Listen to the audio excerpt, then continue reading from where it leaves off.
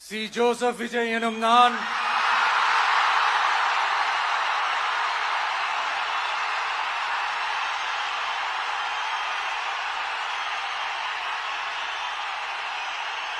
சட்டப்படி அமைக்கப்பெற்ற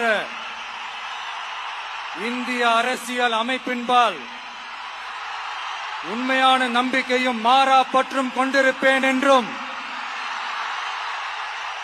இந்திய நாட்டின் ஒப்பில்லாத முழு முதல் ஆட்சியையும் ஒருமையையும் நிலை நிறுத்துவேன் என்றும் தமிழ்நாட்டு அரசின் முதலமைச்சராக உண்மையாகவும் உளச்சான்றின்படியும் என் கடமைகளை நிறைவேற்றுவேன் என்றும்